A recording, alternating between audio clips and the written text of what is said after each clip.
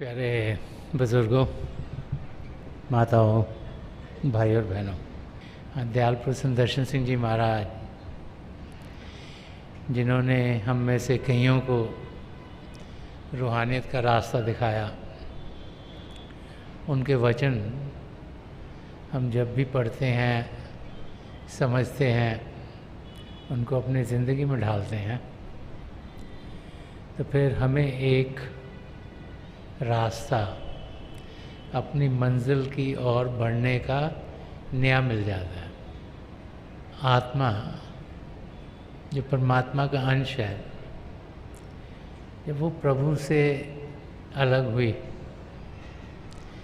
और जब इस धरती पर आई, तो उसके अंदर इस दुनिया की रौनक की अटैचमेंट बढ़ गई, मोह बढ़ गया। और जैसे जैसे उसका मोह बढ़ता चला गया, दुनिया के रंग में वो रंगी जानी शुरू हो गई और आस्ते आस्ते आस्ते वो भूल गई कि वो कहाँ से आई है। यही दुनिया हम सबको असली दुनिया दिखनी शुरू हो गई और इसी दुनिया में कुछ करने के लिए, कुछ पाने के लिए हम लोग सुबह से रात तक लगे रहते हैं। तो महापुरुष जब भी इस धरती पर आते हैं, वो बार बार हमें समझाते हैं कि हम जो सोच रहे हैं, जो समझ रहे हैं, जो कर रहे हैं, इस दुनिया की ओर, वो हमारी सोच गलत है। असलियत इस बाहर की दुनिया में नहीं, लेकिन अंदरूनी दुनिया में है। असलियत हमें इस दुनिया से लगाव करने के लिए नहीं, लेकिन पिता परमेश्वर से लगाव करने के लिए दी गई है। और महापुरुषों के लफ्ज़ों के ज़रिए हम असलियत क्या है उसकी जानकारी पाना शुरू करते हैं।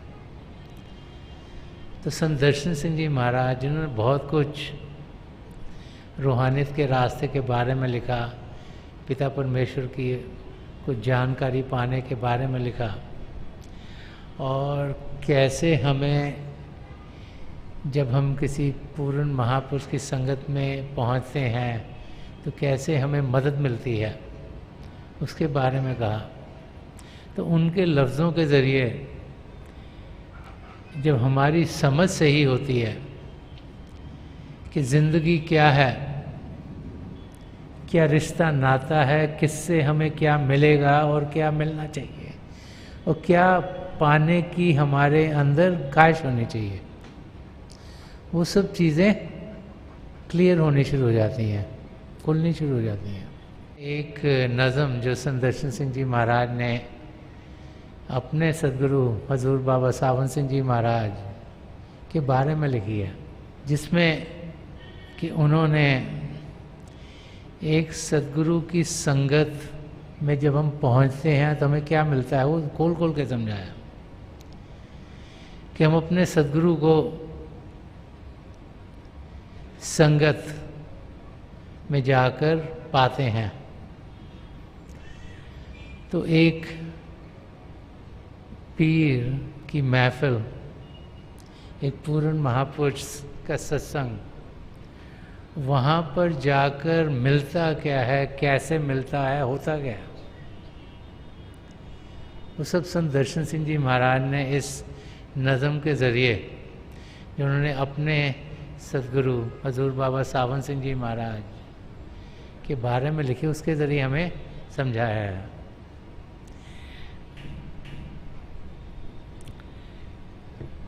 इस नज़म का जो पहला पार्ट है, उसमें संत दर्शन सिंह जी महाराज फरमा रहे हैं कि तेरी आवाज़ ने खाबीदा सदियों को जगाया है, कि तेरी आवाज़ ने खाबीदा सदियों को जगाया है, तेरे नगमों को सुनकर तायरे दिल चहचहाया है, नवाए आ गई पर झूम उठा है दीवाना, सलाम पीरे मैखाना, सलाम पीरे मैखाना।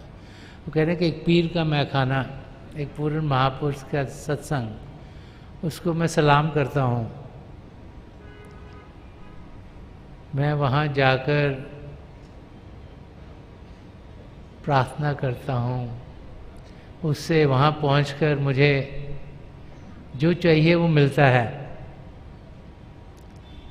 उससे मुझे खुशी मिलती है, वहाँ पहुँचकर मुझे आनंद मिलता है। कि सलाम पीरे मैखाना, कि एक ऐसी संगत जो मुझे आनंद की अवस्था में पहुँचा दें। तो वहाँ पर जाकर अगर जब हम सत्संग में आते हैं तो क्या होता है, हज़ारों की तादाद में अलग अलग लोग इकट्ठे हुए होते हैं और स्टेज पर हम अपने सद्गुरु को पाते हैं। तो वो जो एटमॉस्फेयर है सत्संग का, वो यहाँ संत दर्शन सिंह जी महाराज ने दर्शाया है कि हम यहाँ बैठे हों या वहाँ बैठे हों या वहाँ बैठे हों, उसका कोई फ़र्क नहीं पड़ता। कि एक संगत में जब हम पहुँच गए और हम सत्संग के लिए इकट्ठे हुए हैं, सत्संग का मतलब क्या है, सच्चाई के साथ संग करना, कि सच्चाई की जानकारी पाना, सच्चाई के अंग संग होना, उसको समझना, उसको जानना, उसको अपनी ज़िंदगी में डालना। तो फरमा रहे हैं कि तेरी आवाज़ ने खाबीदा सदियों को जगाया। तो कह रहे हैं कि लाखों करोड़ों सालों से हमारी आत्मा सो रही है, क्योंकि वो पिता परमेश्वर को भूल गई है, उसका ध्यान इस माया की दुनिया में है और वो माया की दुनिया के रंग में रंगी जा रही है। आत्मा इस शरीर में जीते हुए, जो इस शरीर में इंद्रियां हैं, जो बाहर की ओर हमें लेके जाती हैं, उसके ज़रिए ही अपना ध्यान बाहर की दुनिया में डाल रही है। असलियत से वो दूर है, इस करके वो सो रही है। कई युगों से हम प्रभु से बिछड़े हुए हैं, हमें मालूम नहीं कि कितने युग हो गए, कि तेरी आवाज़ ने खाबीदा सदियों को जगाया है। कि हम जो कि प्रभु से बिछड़े हुए हैं, जब हमें मौका मिलता है किसी पूर्ण महापुरुष के सत्संग में जाने का, तो क्या होता है, तो हमारे अंदर जागृति होती है। और वो जागृति एक को नहीं, हज़ारों को, लाखों को, करोड़ों को होती है। हम कई बार ये देख सत्संगों में कितनी जनरेशन ऑफ सत्संगीज हैं, बच्चा, उसके माँ बाप, उसके दादा दादी, उसके परदादा परदादी नहीं होंगे, नाना नानी भी होंगे, कि सत्संग में जाकर कई जीवों को उद्धार मिलता है, उनके अंदर जागृति पैती है। कि सत्संग में शब्दों के ज़रिए पहले तो हमें समझ में आता है कि हम हैं कौन। तो आत्मज्ञान, सेल्फ रियलाइजेशन, और फिर गॉड रियलाइजेशन, परमात्मा का ज्ञान, खुद शानाशी और खुदा शानाशी, कि अपने आप को जानना और फिर परमात्मा को पाना। सत्संग में जाते तो होता क्या है, हर एक सत्संगी भाई बहन, हर जो भी भाई बहन वहाँ आता है, उसका ध्यान सीधा अपने सद्गुरु की आंखों की ओर होता है। क्यों? क्योंकि संत दर्शन सिंह जी महाराज ने एक जगह फरमाया कि आँखों से आँखों तक, दिल से दिल तक और रूह से रूह तक वो कनेक्शन चाहिए। तो कनेक्शन जो रूह का रूह से होना है, जो हमारी आत्मा का परमात्मा से होना, वो पहले सद्गुरु की आँखों से, संत कृपाल सिंह जी महाराज फरमा गए कि 2/3 हिस्सा रूहानियत का उनकी आँखों से आता है। कि आँखों के ज़रिए रूहानी किरणें हम सब की ओर आती हैं और उसके ज़रिए जो मन माया के पर्दे पड़े वो हटने शुरू हो जाते हैं, और शब्दों के ज़रिए 1/3 हिस्सा खाली रूहानियत का आता है। तो जब हम सुनते हैं उसका भी असर पड़ता है। कई लोग तो यहाँ से सुनते हैं, यहाँ से निकाल देते हैं, ज़्यादा असर नहीं होता। कई लोग सुनते हैं फिर उसकी बातचीत करते हैं किसी और से, थोड़ा सा असर उनको होता है लेकिन बहुत नहीं होता। लेकिन कई लोग सुनते हैं और उसको अंदर जज्ब करते हैं, उस पर अमल करते हैं, उस पर फिर ज़िंदगी अपनी बनाते हैं, उन पर सही असर होता है। तो वो 1/3 हिस्सा रूहानियत का है कि उनकी आवाज़ से सदियां जाग जाती हैं, लाखों करोड़ों लोगों के अंदर जागृति होती है। यही हमें संत दर्शन सिंह जी महाराज समझा रहे हैं कि हजूर बाबा सावन सिंह जी महाराज के सत्संग में जब पहुँचे तो उनको क्या अनुभव हुआ। वो अपने अनुभव ही उन्होंने लिखे हैं, जो खुद उन्होंने अनुभव किए, जो उनके एक्सपीरियंसेस हुए, वही हमें वो दर्शा रहे हैं ताकि हम भी वहाँ जाकर जान सकें, पहचान सकें कि हम क्या पा सकते हैं। तो फरमा रहे हैं कि तेरी आवाज़ ने खाबीदा सदियों को जगाया है, तेरे नगमों को सुनकर तायरे दिल चहचहाया है। कि जब हम सत्संग में पहुँचते हैं तो होता क्या है, हमें समझाया जाता है कि हम शरीर नहीं, हम आत्मा हैं। शरीर का तो अनुभव हम हर रोज़ करते हैं, हर बार करते हैं, इन इंद्रियों के ज़रिए जीते हैं, आँखों से देखते हैं, कानों से सुनते हैं, नाक से सूंघते हैं, ज़बान से चखते हैं, और स्पर्श की इंद्रिय हमारे अंदर, फीलिंग्स ऑफ टच, करोड़ों लाखों सेंसर्स शरीर में हैं। तो इनके ज़रिए हम ये बाहर की दुनिया का अनुभव करते हैं। तो हमें समझाया जाता है कि ये बाहर की दुनिया, इसके आगे भी कुछ हो रहा है, कि अंदर की दुनिया भी है। और फिर जब हमें अंदर की दुनिया की जानकारी मिलनी शुरू होती है तो हमें कशिश जागती है कि वो अंदर की दुनिया क्या है। यहाँ तो आजकल के टाइम पे जैसे जैसे कम्युनिकेशन बढ़ रही है, मीन भी बढ़ रही हैं, अब सबका दिल करता है, कोई कहता है मैं दुबई चले जाऊँ, कोई कहता है मैं हांगकॉन्ग सैर कर रहा हूँ, कोई कहता है मैं यूरोप में लंदन हुआ हूँ, कोई कहता है मैं अमेरिका चल जाऊँ, कोई कहता है मैं ऑस्ट्रेलिया चल जाऊँ। सबका दिल करता है मैं ये भी देखूँ, ये भी देखूँ, ये भी देखूँ। क्यों? क्योंकि उसकी हमको थोड़ी जानकारी है। हमको कोई बताता है मैं उधर गया, मुझे बड़ा मजा आया, मुझे बड़ा अच्छा लगा, वहाँ पे ऐसे ऐसे बिल्डिंग है, ऐसे ऐसे ये है। तो इंसान के अंदर वो इच्छा शुरू होती है। तो जब हमें अंदर की दुनिया की बातचीत मालूम होती है कि वहाँ का आनंद कितना है, तो फिर हमारा भी दिल करता है वहाँ जाएं। और जब हमारे अंदर एक जागृति होती है कि हम अंदर की दुनिया में बढ़ें, तब हम नाम की देन लेते हैं। जब हमारे सद्गुरु हमें नाम की देन देते हैं, उनकी दया कृपा हम पर होती है, तो क्या होता है, ये शिव नेत्र 10वां द्वार खुलता है ताकि हम अंदर की दुनिया में जाने के लायक हों। और अंदर की दुनिया शब्द के ज़रिए चलती है। तो तेरे नगमों को सुनकर तायरे दिल चहचहाया है, कि जो अंदर की आवाज़ है, जिसे शब्द कहा गया है, होली वर्ड कहा गया, नाम कहा गया, अनहद शब्द कहा गया, कि जब इसके साथ हम जुड़ते हैं, जिसके 2 रूप हैं, ज्योति और श्रुति, तो फिर हमारी आत्मा में गुदगुद गुदगुद होनी शुरू हो जाती है, क्योंकि वो जुड़ी है, उसको पता मैं आगे बढ़ूंगी।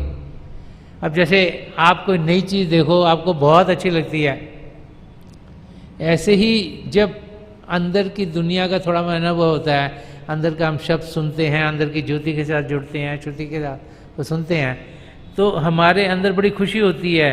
और ये भी होती है कि और आगे क्या, इससे बढ़कर और क्या। और फिर हम अंदर की यात्रा में जाना शुरू कर देते हैं और पूरी कोशिश करते हैं कि अंदर की दुनिया में हम तेज़ी से बढ़ पाएँ। और आगे संत दर्शन सिंह जी महाराज फरमा रहे हैं कि नवाए आ गई पर झूम झूम उठा है दीवाना।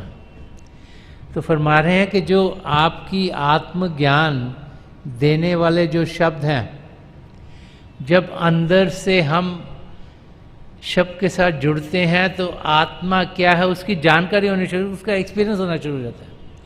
तो फरमा रहे हैं कि जो आप अंदर से हमें अनुभव देते हैं उसमें हर एक रूप है झूमना शुरू कर देती है, वो मस्ती के आलम में आना शुरू कर देती है। और इसीलिए वो फरमा रहे हैं कि सलाम पीरे महखाना, सलाम पीरे महखाना, कि मैं एक पूर्ण महापुरुष के सत्संग में जाकर बड़ा खुश होता हूँ, उसको सलाम करता हूँ, वहाँ पर जाकर आदाब करता हूँ, वहाँ पर जाकर मैं अपना सिर झुकाता हूँ, क्योंकि वहाँ से मुझे वो मिलता है जो मुझे खुशियों की ओर लेके जा रहा है। वहाँ से मुझे मोह मिलता है जो मुझे प्रभु की नज़दीकी देगा। वहाँ से मुझे वो मिलता है जो मेरी आत्मा का मिलाप परमात्मा में कराएगा, ताकि जो ज़िंदगी का मकसद है, जो ज़िंदगी का ध्येय है, वो पूरा हो जाए। तो संत दर्शन सिंह जी महाराज हमें यहाँ यही समझा रहे हैं कि एक पूर्ण महापुरुष के सत्संग, उनकी संगत में जाकर हमें मिलता क्या है, कि जो पर्पस है जिससे हम इस धरती पर आए हैं, जो अपने आप को जानना है, पिता परमेश्वर को पाना है, उसकी शुरुआत वहाँ से होती है। और कहीं भी जाते हैं तो दुनिया की जानकारी मिलती है, ये दुनिया क्या है, इसमें कैसे बेहतर हों, इसमें अपने के लिए क्या करें, सब ध्यान उस ओर जाता है। लेकिन जब हम एक पूर्ण महापुरुष की संगत में पहुँचे तभी असलियत क्या है, किस देश से हम यहाँ आए हैं और क्या हमें करना चाहिए, वो हमारी समझ में आना शुरू होता है। आगे फरमा रहे हैं कि उठाए मैकशों ने जाम, गर्दिश में शराब आए। उठाए मैकशों ने जाम, गर्दिश में शराब आई, तेरी रहमत का दामन छू के सुबह कामयाब आई। अता हो जाए मुझको भी मेरे हिस्से का पैमाना। तो संत दर्शन सिंह जी महाराज यहाँ हमें ये समझा रहे हैं कि जब सत्संग में भाई बहन आते हैं तो सब जो प्रभु को पाने की सुरा है उसको पाना चाहते हैं। हर एक इंसान जब सही मायने से सत्संग में आता है तो उसकी यही कोशिश होती है कि मुझे असलियत मिले। तो हम सब एक प्याले के माफक हैं कि उठाए मैकशों ने जाम, कि जो भी सत्संग में आया है सब अपने प्याले को उठा रहा है, क्योंकि मेरे प्याले में भी कुछ न कुछ भर जाए। तो प्याले के हमारी आँखें, आँखों के ज़रिए ही रूहानी शक्ति हमारी ओर आती है। इसीलिए जब हम सत्संग में आते हैं तो हम सबका ध्यान अपने सद्गुरु की आँखों की ओर होता है, क्योंकि उनके ज़रिए वो रूहानी सुरा आ रही है। तो हम अपने प्याले जब उठाते हैं, मतलब कि हम अपनी आँखें खोले हुए हैं ताकि जो रूहानी किरणें आ रहे हैं उसमें आए, प्याले में जाम भरे के उठाए मैकशों ने जाम, गर्दिश में शराब आए। कि जब वो रूहानी किरणें हमारे सद्गुरु की आंखों से हमारी आंखों तक पहुंचती हैं तो उसके बाद क्या होता है कि उनके दिल से हमारे दिल तक कनेक्शन होते हैं, उनकी रूह से हमारी रूह तक कनेक्शन होता है। और फिर जो रूहानियत की शराब है वो हमें मस्ती के आलम में पहुंचा देती है। अब हम देखते हैं कि सत्संग में कई किस्म के लोग आते हैं। तो एक वाक्य है जो अगर आप इसको याद रखोगे तो आपको पता लगेगा कि किस किस किस्म के लोग होते हैं, फिर आपको ये भी समझ में आएगी कि आप कौन सी श्रेणी में हैं। एक पिताजी थे, उसके 4 लड़के थे। तो 4 लड़के बाहर खेल रहे थे ग्राउंड में। तो पिताजी के पास 4 आम आए तो वो आगे उनको देने के लिए, तो एक तो आम देखेगा, ये मुझे चाहिए, मुझे चाहिए, मुझे चाहिए, कि आम मुझे दे दो, किसी और को मिले ना, मुझे चाहिए। तो पिताजी ने उसको एक आम दे दिया। दूसरे ने जो आम देखा रोना शुरू कर दिया, रोता रोता आया, नहीं नहीं नहीं, मैं इसके बगैर जी नहीं सकूँगा, ये मेरे को आम खाना है। रोता रोता आया लेने के लिए। जो तीसरा लड़का था वो आम को देखी जा रहा है, कुछ बोल नहीं रहा, खाली देखी जा रहा है, देखी जा रहा है, देखी जा रहा है। तो पिताजी ने उसको भी आम दे दिया। और जो चौथा लड़का था वो खेल में मस्त है, उसको पता ही नहीं पिताजी आए कि नहीं आए, लेकिन पिता ने उसको भी आम दे दिया। तो जो पहला था जिसको लगा मुझे चाहिए, वही है जो धन दौलत कहते हैं, मेरे को ये भी चीज़ दे दो, मुझे ये भी मिल जाए, मुझे ये भी मिल जाए, मुझे ये भी मिल जाए दुनिया का। जो दूसरे हैं जो रोते पिटते रहते हैं, ओहो मेरा ये ठीक नहीं हुआ, मुझे ये तकलीफ हो गई, मुझे ये बीमारी हो गई, मेरे घर में ये हो गया, मेरी वोटी से लड़ाई हो गई, मेरा ये हो गया, वो वही ऐसे ही रोते पिटते रहते हैं सुबह से रात तक। और वो लोग भी आते हैं उन चीज़ों को सॉल्व करने के लिए। तीसरे जो देख रहे हैं वो आम को देखी जा रहा है, देखी जा रहा है, देखी जा रहा है। जो सर्च करने देखने आते हैं वो कह रहा है कोई मिलेगा नहीं मिलेगा, क्या होगा, उसकी तरफ देखते रहते हैं जिज्ञासु। चौथा प्रेमी वो मस्ती में बैठा हुआ है, उसको फर्क ही नहीं पड़ रहा, उसको पता है आम मिल गया तो भी ठीक है, ना मिल गया तो भी ठीक है। क्यों? क्योंकि उसको प्रभु का प्रेम चाहिए। और हर एक धर्म ग्रंथ हमें समझाता है कि जो प्रेम करते हैं वो ही पिता परमेश्वर को पाते हैं। हर एक धर्म ग्रंथ जिसको भी आप पढ़ोगे बार बार कहता है कि जिन्होंने प्रेम किया उन्होंने प्रभु को पाया। तो हमें ज्ञानी होना है। ज्ञानी वो नहीं जिसको किताबों का बहुत पढ़ता है, ज्ञानी वो है जो प्रभु के प्रेम के रंग में रंगा जाए। तो संत दर्शन सिंह जी महाराज हमें यही समझा रहे हैं कि उठाए मैकशों ने जाम, गर्दिश में शराब आई। कि हम जब इस संगत में पहुंचते हैं तो हमें प्रभु के प्रेम के रंग में रंगा जाना है, हमें अपना प्याला ऊपर करना है ताकि जो प्रभु का प्रेम है वो हमारी तक पहुंच सके। और फरमा रहे हैं कि तेरी रहमत का दामन छू के सुबह कामयाब आई। कि जब हम एक पूर्ण महापुरुष की संगत में पहुंचते हैं तो उनकी दया मेहर, उनकी दया दृष्टि हम पर पड़ती है। तो उससे जो हमारी अंधेरी रात है, जो भी तकलीफें सारी की सारी दूर हो जाती हैं। कि सुबह रात खत्म हो गई, सवेरे शुरू हुई, इंसान रात को सोता है, सुबह उठ के काम करना शुरू करता है। तो यहाँ सुबह कामयाब आई कि जो सारा दिन है, जो हमारी जागृति है वो काम होगी। तो दिन क्या है हमारे लिए? जबकि हमारी आत्मा इस शरीर में उसे मौका मिला है पिता परमेश्वर को पाने का। और जब एक पूर्ण महापुरुष की रहमत होती है, उनकी दया मेहर होती है हमारे पर, नज़र करम हमारे ऊपर होती है, तो ये जो हमारी ज़िंदगी है जो हमें मिली है पिता परमेश्वर को पाने के लिए, इसमें हम प्रभु की और कदम बढ़ाने शुरू कर देते हैं। अगर ये सारी ज़िंदगी गुजर गई तो फिर ये सुनहरा मौका हमारे हाथ से निकल जाएगा। तो यहाँ संत दर्शन सिंह जी महाराज फरमा रहे हैं कि तेरे रहमत का दामन छू के सुबह कामयाब आई। कि जब एक पूर्ण महापुरुष की नजर करम होती है, रहमत हम पर होती है, तभी हम ये जिंदगी जीने में कामयाब होते हैं। अगर इस शरीर में आकर ये जिंदगी गुजर गई और हमने पिता परमेश्वर को पाया नहीं, तो फिर हम कभी भी इस मौके को दोबारा ग्रहण करते हैं कि नहीं करते हैं हमें मालूम नहीं।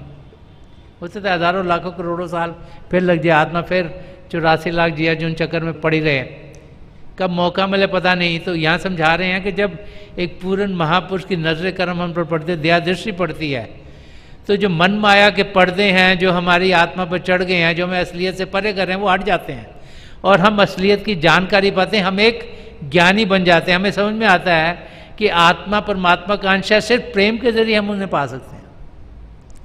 हम फिर प्रभु के प्रेम के रंग में रंगे जाते हैं और वही हैं जीव जो प्रभु के रंग में रंगे जाते हैं, जो अपनी मंजिल तक पहुंच पाते हैं। संत दर्शन सिंह जी महाराज ने एक जगह और भी समझाया कि दुनिया में हो क्या रहा है, हम लोगों को हो क्या गया है। हम जैसे दुनिया में आते हैं तो हम करते क्या, एक दूसरे को देखते हैं तो जलन सी हो जाती है, सोचते हैं वो मेरे से बेहतर क्यों कर गया, और सोचते हैं हो इसको तो समझ में नहीं, इसको ये क्यों मिल गया, मेरे को मिलना चाहिए, इसको मैं हड़प कर लूँ किस तरीके से। तो एक जगह फरमाते हैं ये दुनिया दुश्मने अमनो मोहब्बत हो गई साकी, कि जो प्यार और मोहब्बत से जीना चाहिए उसके हम लोग दुश्मन हो गए हैं। हम लोग तो रोज़ कभी यहाँ झगड़ा करते हैं, कभी वहाँ झगड़ा करते हैं, कभी इससे लड़ाई करते हैं, कभी उसकी टांग खींचते हैं, इन कामों में लगे हुए हैं। इससे प्रेम करें, उससे प्रेम करें, उस और कदम बढ़ाते ही नहीं। तो वो फरमा रहे हैं कि ये दुनिया दुश्मने अमनो मोहब्बत हो गई साकी, क़यामत हो गई साकी, क़यामत हो गई। तो कह रहे हैं कि परले आ गई है, तो काम बहुत ख़राब हो गया कि इंसान की हुमें, उनकी ईगो इतनी बढ़ गई है कि वो किसी और के साथ मिलजुल के बैठना ही नहीं चाहता। जैसे जैसे उसका ध्यान इस दुनिया में बढ़ता चला जा रहा है, वैसे वैसे वो औरों से अलग हुआ जा रहा है। अगर हम सोसाइटीज़ की ओर भी देखें तो देखते हैं सबके घर बार छोटे छोटे जो टूटी फूटी जा रहे हैं। पुराना ज़माना सब इकट्ठे रहते थे, उनमें प्यार मोहब्बत भी था, ये भी नहीं था कि ये चाचे का गए, ये ताए का गए, हमारा है, सब अपने होते थे। आजकल तो हर एक परिवार में सब टूटी जा रहे हैं, छोटे छोटे छोटे हो रहे हैं, और हर एक को लगता है ये सब मुझे भी मिल जाए, मुझे भी मिल जाए, मुझे भी मिल जाए। अभी माँ बाप जीवित हैं तो बच्चे कहते हैं इनका हिस्सा हमें पहले ही दे दो।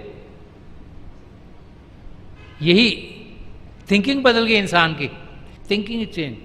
तो संत दर्शन सिंह जी महाराज वही पॉइंट बोल रहे हैं कि ये दुनिया दुश्मने अमनो मोहब्बत हो गई साकी, कि जो प्यार और मोहब्बत की ज़िंदगी जीनी चाहिए उसकी दुश्मन हो गई है, कि क़यामत हो गई साकी, क़यामत हो गई साकी। और फिर सल्यूशन भी बता रहे हैं कि जगा दे कारवाने खुफ्ता को ए मीरे फरजाना। वो फरमा रहे हैं कि ये जो सोया हुआ कारवान है, जो सब लोग सोए हुए हैं क्योंकि इनका ध्यान सही जगह पर नहीं है, तो इनको आप जगा दो।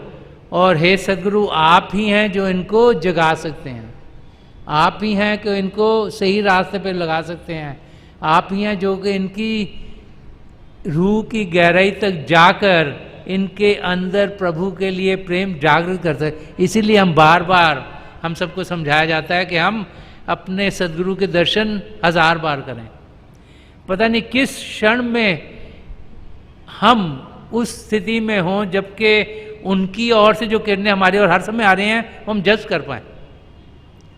उनकी ओर से तो हमारी और रूहानियत के प्रेम की किरणें हर समय आती हैं, ये हम हैं जो उसको जज नहीं कर पाते क्योंकि हम पात्र नहीं हैं। तो किस समय हम उस अवस्था में हमें मालूम नहीं कि एक क्षण भी ऐसा मिल गया तो हमारा काम हो गया।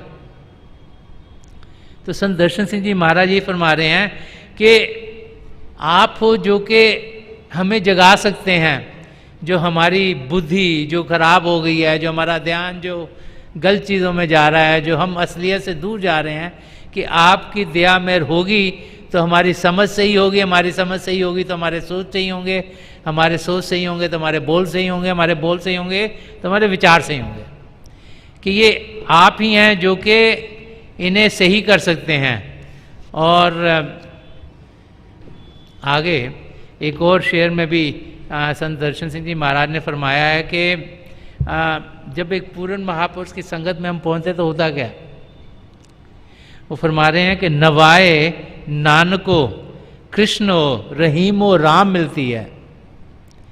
कि नवाए नानको कृष्णो रहीमो राम मिलती है, तेरी चौखट पे हमको वहदते अक़वाम मिलती है, तेरी नज़रों में यकसा है वह अपना है कि बेगाना, सलामे पीरे मैखाना, सलामे पीरे मैखाना।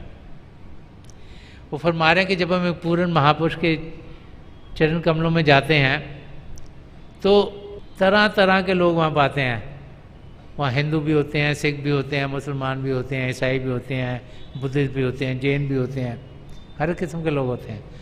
और वहाँ जो इन धर्मों का सार है उसकी बातचीत की जाती है कि नवाए नानको, कि जो कि गुरु नानक देव जी महाराज फरमाते थे, कृष्ण हो जो कृष्ण जी महाराज फरमाते थे, रहीम हो जो कि प्रॉफेट मोहम्मद फरमाते थे, और जो राम हो जो रामचंद्र जी महाराज फरमाते थे कि जिन्हें अलग अलग धर्मों में भगवान माना गया है, उन्हें परमात्मा का रूप माना गया है, चिल्ड्रन ऑफ गॉड माना गया है, कि जो इनकी शिक्षाएं थी वो शिक्षाएं हमें मिलती हैं कि यहाँ पर ये नहीं कि किसी एक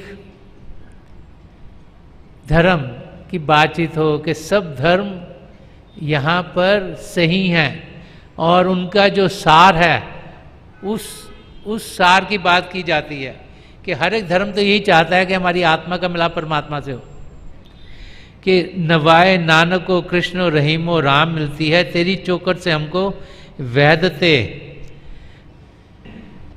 अक़वाम मिलती है। कि जब हम यहाँ पर पहुँचते हैं तो जो सब धर्मों की एकता है उसकी हमें झलक मिलती है, क्योंकि हम देखते हैं कि यहाँ सिर्फ अलग अलग धर्मों के लोग नहीं, हर एक देशों के लोग भी होते हैं, और कोई गोरे हैं, कोई काले हैं, कोई एक देश के हैं, कोई दूसरे देश के हैं, कोई अनपढ़ हैं, कोई पढ़े लिखे हैं, हर एक स्टेटस ऑफ लाइफ के लोग भी होते हैं, कि हर एक किस्म के लोग होते हैं। हम सब एक हैं, कि वो अनुभव हमें मिलता है कि हम में कोई ऊंचा नहीं, कोई नीचा नहीं, हम सब बराबर के हैं। और फरमा रहे हैं कि तेरी नज़रों में यकसा है वो अपना हो के बेगाना। वो कहते हैं कि जब यहाँ पहुँचते कि हमें समझ आती कि आपकी नज़रों में सब एक जैसे ही हैं, चाहे वो आपके अपने हों, चाहे लगे के पराए हैं, चाहे वो यहाँ के हों, चाहे कहीं दूर से आए हों, कि एक पूर्ण महापुरुष के लिए सब जीव एक जैसे ही हैं। यही यहाँ हमें संत दर्शन सिंह जी महाराज समझा रहे हैं, और उसी एकता को पाने के लिए हमें समझाया जाता है। जब हम अंदर की दुनिया में बढ़ते हैं तो फिर हम अपने आप को प्रभु के नज़दीक पाते हैं। हम में एक जागृति होती है कि हम आत्मा का मिलाप परमात्मा में कराएं, और जब वो मिलाप होता है तो फिर हमें अनुभव होता है कि जो इस शरीर में ये आत्मा है, ऐसे ही औरों में भी आत्मा, वो भी परमात्मा का हिस्सा है, कि हम सब एक हैं। जैसे संत कृपाल सिंह जी महाराज फरमा गए, एक बनो नेक बनो, तो उसका अनुभव हमें होना शुरू हो जाता है, और फिर हम अमन और मोहब्बत की ज़िंदगी जीना शुरू कर देंगे, शांति और प्रेम की ज़िंदगी जिएंगे। जब लगे सब अपने ही हैं तो फिर किसी से लड़ाई झगड़ा क्या। तो यही यहाँ संत दर्शन सिंह जी महाराज समझा रहे हैं, और फिर एक प्रार्थना कर रहे हैं कि उठाए मैकशों ने जाम, गर्दिश में शराब आई, तेरी रहमत का दामन छू के सुबह कामयाब आई, अता हो जाए मुझको भी मेरे हिस्से का पैमाना। तो ये प्रार्थना वो कर रहे हैं कि हम सबको जो जो मिलना है वो सबको मिल जाए, कि हम सब कुछ पाने के लिए आए हैं और रूहानी सुरा पाने के लिए आए हैं। हम सब जो ज़िंदगी का ध्येय है, जो अपने आप को जानना है और वो पिता परमेश्वर को पाना है, उसे पाने के लिए आए कि हे हमारे सदगुरु, आपकी दया दृष्टि हम पर पड़े, ताकि हम जिस ध्येय से इस धरती पर आए हैं वो पूरा हो जाए। मेरी हजूर बाबा सावन सिंह जी महाराज, परम संत कृपाल सिंह जी महाराज और दयालपुर संत दर्शन सिंह जी महाराज के चरण कमलों में यही प्रार्थना है कि इतनी दया मेरे इन महापुरुषों की हम सब पर हो कि हम सब जागृत अवस्था में रहें, हम अपने सद्गुरु से प्रेम करें, पिता परमेश्वर से प्रेम करें, उस प्रेम का अनुभव करें, और उस प्रेम के रास्ते पर चलते हुए हम देखेंगे कि हमारी आत्मा का मिलाप परमात्मा में ज़रूर हो जाएगा।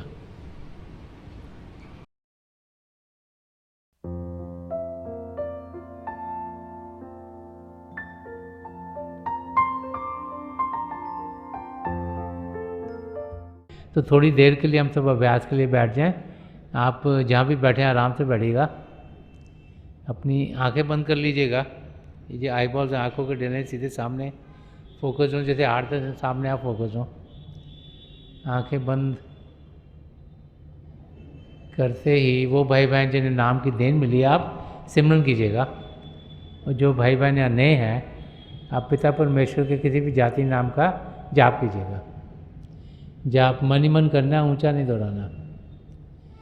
मेरी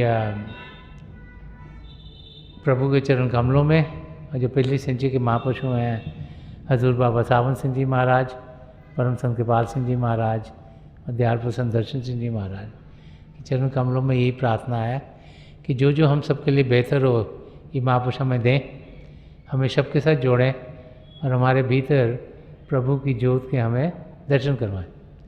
थोड़ी देर में मैं आपको इस बैठक से उठाऊंगा और मेरी शुभकामनाएं आप सबके साथ हैं।